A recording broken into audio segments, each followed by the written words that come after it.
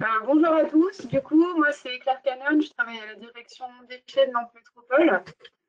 Et là, l'objectif de mon intervention, c'est de vous faire un premier retour d'expérience sur la collecte séparée des déchets alimentaires sur un tout petit secteur de Nantes Nord, avec donc un démarrage fin 2019 et une expérimentation fortement impactée par la crise du Covid.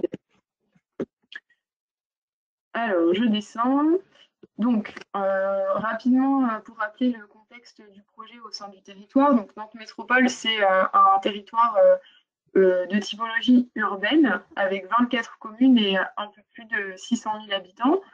Euh, on a des actions historiques sur le compostage de proximité, notamment le compostage partagé, qui est en fort développement sur le territoire, en lien avec l'association Compost Tri.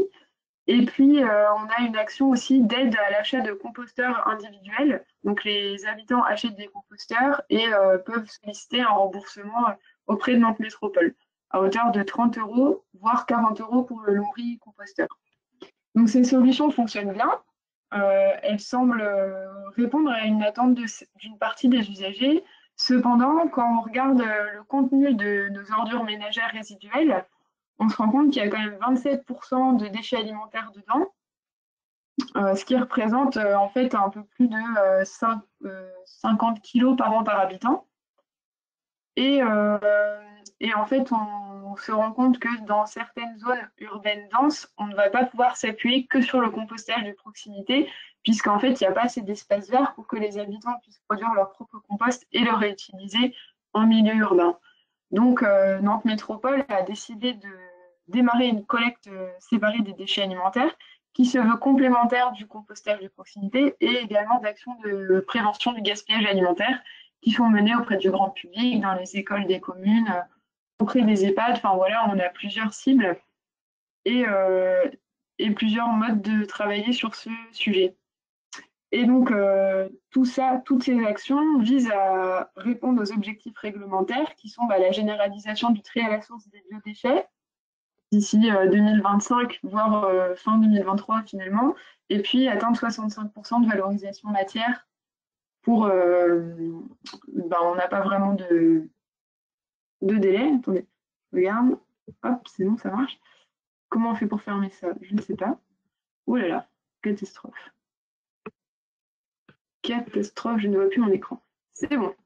Et donc, nous, les enjeux, à travers cette expérimentation de collecte, c'est faire évoluer le service public aux habitants, accompagner les habitants dans un nouveau geste de tri, développer sur le territoire une filière de valorisation organique avec un retour au sol local de la matière organique, maîtriser les coûts de collecte, les coûts de gestion des déchets, donc le coût aidé en fait, et puis accompagner les agents de la direction à ce changement, puisque c'est une évolution dans les métiers finalement. Hop, donc le choix du secteur d'expérimentation s'est fait assez simplement. On a choisi un secteur collecté en régie, avec plusieurs typologies d'habitat, à la fois des immeubles, à la fois des maisons, des collectifs de bailleurs sociaux et également des copropriétés privées. On a choisi un secteur en fait qui pouvait ressembler aussi au centre-ville sur les modes de collecte, pour voir un peu, pour se confronter au plus difficile entre guillemets, et du coup se dire si ça marche à Nantes Nord dans ces conditions-là, ça pourra marcher en centre-ville. Mais le fait de ne pas expérimenter en centre-ville, ça nous permettait de nous affranchir quand même d'avoir beaucoup de professionnels dans le secteur d'expérimentation, puisque les professionnels sont traités par ailleurs dans le cadre d'un plan d'action pro global. Voilà. Donc 1600 foyers, ça fait à peu près 3000 habitants, un peu plus. Pardon. Et donc, pour mettre en place cette expérimentation, nous, on a choisi d'équiper chaque foyer d'un bioseau avec les parois pleines et le couvercle ajouré et de sacs en papier craft. Donc, il y a des ambassadeurs du tri qui sont passés sur le secteur et qui ont distribué ce matériel-là au démarrage avec des mémos pratiques, on va dire, qui expliquaient un peu le fonctionnement, expliquer pourquoi et puis donner expliquer comment les gens pouvaient récupérer des nouveaux sacs, redonner les consignes de tri.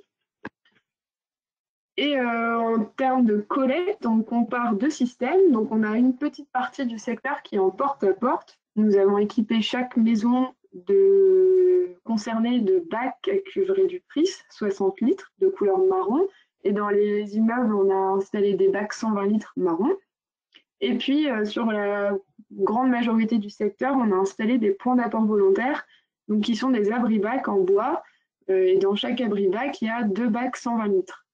Et donc les usagers peuvent déposer leurs déchets via les trappes qui sont situées sur le dessus. Et donc en fait, c'est un matériel qui a été développé et fabriqué en régie avec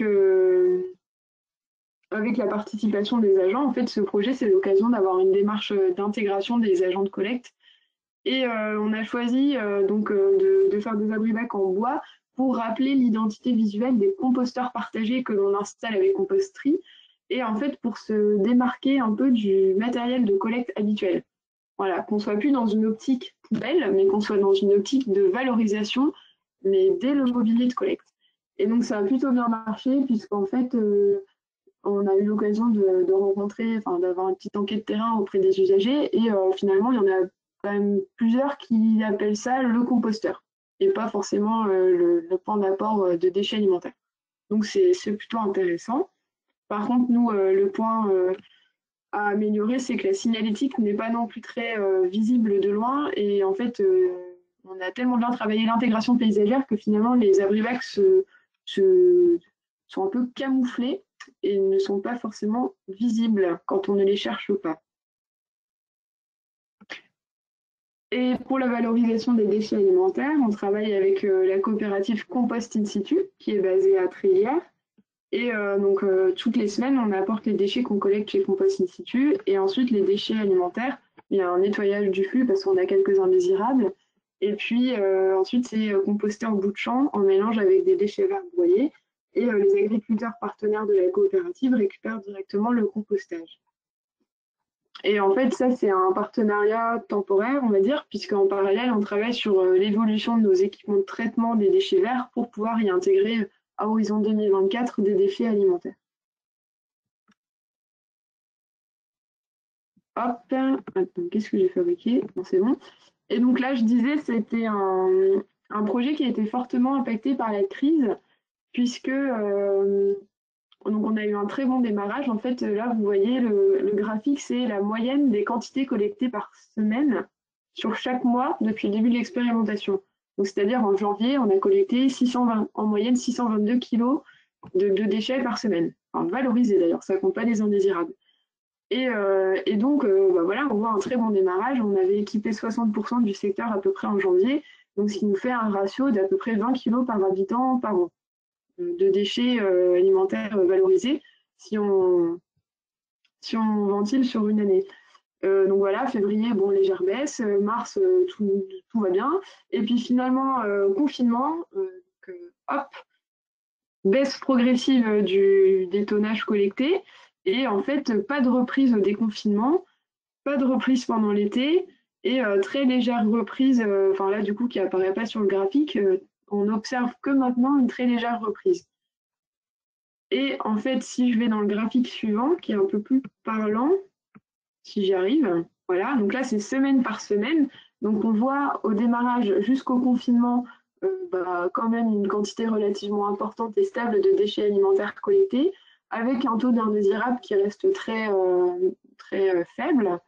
Donc pendant le confinement, on n'a pas de données, en fait, ça c'est dû à nous, notre exploitation. Voilà. Et ensuite, donc, on reprend le suivi des collectes avant le déconfinement. On observe une baisse vraiment forte de la participation et en même temps une explosion des indésirables au moment du déconfinement. Et donc cette situation très dégradée s'est poursuivie jusqu'à début septembre. En fait, c'est que début septembre qu'on a pu mettre en place de la communication, puisqu'en fait, donc à la sortie du confinement, on était en période préélectorale, donc pas le droit de communiquer sur les nouveaux projets. Et puis après, on a basculé dans l'été, donc pendant les vacances, on a souhaité attendre la rentrée pour communiquer. Voilà. Qu'est-ce que je peux dire d'autre? Oui, la forte baisse de la participation, je pense, est due à plusieurs facteurs. C'est que pendant la crise, notre centre de tri, les collectes recyclables a été fermé. Et du coup, on a communiqué auprès des usagers comme quoi il fallait qu'ils stoppent de la présentation de leurs collectes sélectives, qu'ils les conservent chez eux et qu'on allait reprendre ces collectes après le confinement. Et en fait, du coup, comme la collecte des biodéchets venait juste de démarrer, je pense qu'il y a des usagers en partie qui se sont dit que c'était également en pause. Et puis après, au déconfinement, les gens pensaient que du coup, la collecte des biodéchets n'était plus en marche. Elles se sont servis des agrébacs comme de poubelles de rue. Et donc, ça a dû finir de décourager une partie des usagers qui ont constaté une dégradation du flux à l'intérieur des colonnes. Donc, bon, là, on a réussi à recréer un écart entre la partie biodéchets correcte et puis les indésirables. Et puis, donc là, je pense que ça va s'améliorer et il faut vraiment qu'on s'attache à communiquer régulièrement, qu'on s'appuie sur tous les relais de terrain possibles et qu'on fasse passer quand même des ambassadeurs, qu'on fasse des réunions de quartier régulières. Et donc l'objectif là, c'est donc de poursuivre l'expérimentation sur ce petit secteur pour finir d'équiper parce qu'on a encore une petite partie d'usagers à équiper, retrouver les bonnes performances de démarrage, c'est-à-dire 20 kg par an par habitant en ratio, stabiliser ces ratios et les indicateurs aussi au niveau de l'exploitation pour en fait préparer un élargissement du dispositif à tout le quartier de Nantes Nord, donc ce qui représenterait 24 000 habitants, là où aujourd'hui on n'en a que 3 000. Et donc là, comme je disais, on a un plan de gestion des déchets verts et des déchets alimentaires en cours, et puis une réflexion globale sur le niveau de service aux professionnels, avec notamment une démarche d'exemplarité sur la gestion des déchets des services, des collectivités, et puis un travail en lien avec le développement économique pour le soutien des acteurs locaux qui veulent s'implanter sur le territoire. Voilà, j'ai fini ma présentation. Je ne Merci sais pas beaucoup, si vous Claire. avez des questions. Merci beaucoup. Du coup, alors, comme effectivement, on est un petit peu en retard par rapport à toutes les questions, enfin, je vais en reprendre. Claire, reste en ligne et tu peux rester avec ta Oui. caméra aussi allumée. Enfin, je pense qu'il va y avoir différentes questions. Juste pour revenir très, très rapidement, parce qu'il nous reste quelques minutes seulement, sur les interventions à la fois de Sylvie pour le SMICTOM Alsace Centrale et de Claire pour Nantes Métropole. Il y a eu quelques questions, notamment sur le compostage de proximité aussi tout à l'heure.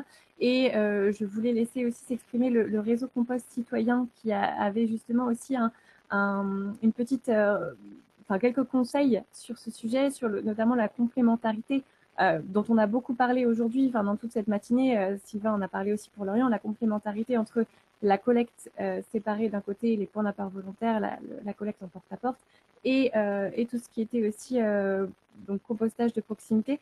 Donc je ne sais pas si, parce que Émilie du RCC, je ne sais pas si elle est encore là, mais sinon peut-être que Stéphanie est ici encore, malgré le timing. Je suis là, Émilie. Super, merci Émilie. Je croyais t'avoir vu partir, donc c'est parfait. Est-ce que tu pourrais, toi, nous expliquer un petit peu plus comment est-ce que vous envisagez cette complémentarité avec justement auprès des collectivités locales sur cette complémentarité entre compostage de proximité et collecte séparée? Hop, bonjour.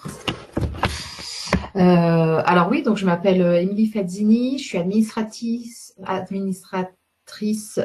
au RCC, le réseau compost citoyen. Donc pour ceux qui nous connaissent peu ou pas, le RCC, c'est une association qui intervient à l'échelle nationale et qui a été créée en 2009. Elle est composée d'adhérents variés. En fait, il y a des citoyens, des collectivités, des associations et également des professionnels. Et dans ces professionnels, on compte des personnes qui proposent différents types d'équipements, mais aussi des organismes de formation qui se rattachent au PGProx. Donc, PGProx, c'est prévention et gestion de proximité des biodéchets. Jusqu'à l'an dernier, toute la partie formation et animation était gérée notamment par l'ADEME, et c'est le RCC qui a récupéré cette compétence. L'objectif de notre pluridisciplinarité, d'avoir plusieurs membres, c'est justement de se compléter pour pouvoir répondre à cette diversité de propositions de gestion de proximité des biodéchets et de mettre en lien des collectivités qui ont certains besoins et certaines obligations à venir, hein, on les a vus, et des associations ou des citoyens des organisations qui ont mené à bien des expérimentations, qui ont mis en place des projets et qui peuvent répondre à ces besoins-là. Donc nous, l'intervention, elle est de représenter cette filière, d'une part, au niveau national, notamment au niveau des instances gouvernementales également, et puis de mettre en place des outils pour développer les pratiques de compostage, de paillage. On introduit également le gaspillage alimentaire de plus en plus et de mettre en lien ces acteurs avec un déploiement au niveau des réseaux locaux. Donc, ce qu'il faut savoir, c'est que le RCC, il est au niveau national, mais qu'il y a des associations, des RCC locaux, régionaux qui sont en train de se créer un peu partout. Donc avec Rhône-Alpes qui a été un des premiers depuis plusieurs années maintenant. Et il y a également des échanges de bonnes pratiques entre ces territoires-là et sur les territoires, puisque l'important, c'est de localiser au maximum et on reste dans ce compostage de proximité. Donc au niveau de ces techniques complémentaires, en fait, il y a plusieurs méthodes qui vont s'adapter à la taille de la collectivité. Vous avez bien identifié qu'il y a différents types de territoires, des ruraux et des centres-villes avec des grosses métropoles. Donc, on n'a pas les mêmes besoins et on n'a pas la même production de biodéchets. Donc, il y a sur certains territoires, on va avoir une quantité de déchets verts beaucoup plus importante. Donc, c'est comment réduire les apports en déchetterie, c'est aussi répondre aux besoins des collectivités pour la gestion intégrée des déchets verts. Et puis, on va avoir des territoires avec des centres-villes. Vous avez cité notamment Composterie qui a accompagné Nantes, qui est un des partenaires directs. Compost in situ qui propose des solutions à plus grande échelle, des micro-plateformes de proximité, des andins. Donc voilà, l'objectif, je ne reviendrai pas sur tout l'intérêt parce que ça a été déjà identifié, tout l'intérêt de faire du compostage de proximité. Où il y en a peut-être un qui aujourd'hui est intéressant, c'est aussi l'intérêt économique pour la collectivité et pour le citoyen. Voilà, vous avez parlé de stockage de carbone, nourrir les sols, etc. Mais c'est aussi la responsabilisation vis-à-vis du déchet produit. Il y a eu pas mal de questions qui se sont tournées autour de comment responsabiliser le citoyen, comment l'inciter à faire du tri. Donc, on a vu qu'il y avait des incitations pécuniaires, mais il y a aussi la responsabilisation vis-à-vis du déchet qu'il produit. Et le fait de faire du compostage de proximité, on peut le constater hein, sur les territoires, va lui faire prendre conscience de ça et donc il va y avoir une sensibilisation sur également le gaspillage alimentaire pour faire de la prévention et on voit que les collectivités l'intègrent de plus en plus. Donc voilà, je ne sais pas si j'ai essayé de compléter parce qu'il y avait déjà beaucoup de choses qui avaient été dites. Donc voilà. Oui, effectivement. Merci beaucoup, Émilie. Effectivement, il y a eu pas mal de choses qui ont été dites. Aussi, l'ensemble des territoires ont illustré aussi cette complémentarité entre les deux. Hein. Donc ça, c'est ça qui était aussi intéressant. Il y a eu, alors je suis désolée parce qu'on a vraiment loupé quelques questions sur les deux derniers territoires qui nous ont présenté, enfin des questions qui peuvent aller parfois dans le détail mais qui sont aussi très intéressantes. Notamment, il y avait des questions sur les points d'apport volontaire de Nantes Métropole, sur le choix de ces différents points d'apport volontaire, sur le risque aussi qu'ils puissent être mélangés avec des composteurs, en termes de perception. Donc, c'était des questions aussi très intéressantes. Malheureusement, on a vraiment déjà dépassé le temps et je vous prie d'ailleurs de nous excuser pour tout ça. Est-ce que Claire Canon est toujours avec nous? Est-ce que tu veux juste répondre à quelques instants sur cette question, sur la question des points d'apport volontaire?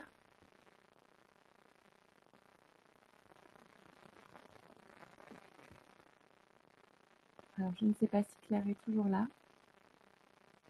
Mais bon. Ici, pardon, oui. Bonjour, excusez-moi. C'est que du coup, il y avait des gens dans le bureau. Excusez-moi, du coup, j'ai pas entendu la question. Pardon. Oui, c'était juste, il y avait quelques questions sur juste une dernière question pour conclure, justement sur ces points d'apport volontaire que vous avez testés, qui sont en bois, Oui. etc. Est-ce qu'il n'y a pas une confusion avec des composteurs de proximité, justement? Est-ce que c'est très clair pour les habitants? Comment est-ce qu'ils fonctionnent? Enfin, pourquoi est-ce que vous avez ces choix-là? Est-ce qu'il y a des mesures de poids, etc., des contrôles? Enfin, comment ils fonctionnent exactement ces points d'apport volontaire, en fait? C'était un peu la question aussi. Ouais, bah, ils sont installés dans la rue, en libre accès, il n'y a pas de contrôle d'accès.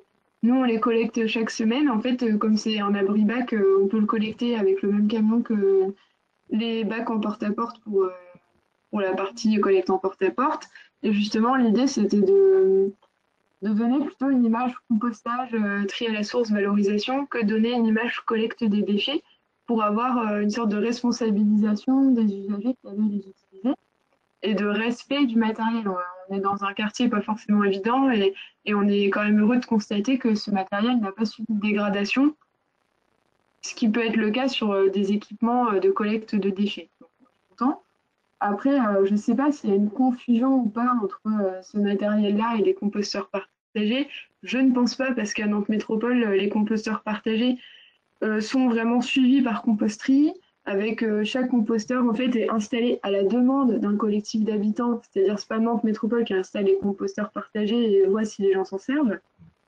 Du coup, bah, les composteurs partagés sont tous gérés par une petite asso locale et tout ça quoi. Ils sont vraiment portés par les territoires. Là non, bah, les abri-bacs, peut-être que dans la tête des gens ils assignaient ça à un composteur, mais en fait c'est justement le but.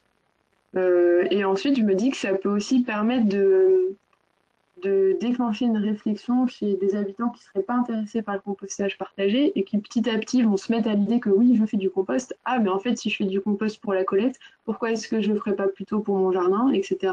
Et du coup, c'est aussi d'amener les gens progressivement vers une pratique de compostage de proximité autant que possible, puisque tout à l'heure, je disais que le fait qu'on soit en milieu urbain dense va quand même un peu limiter la capacité à gérer tout en proximité.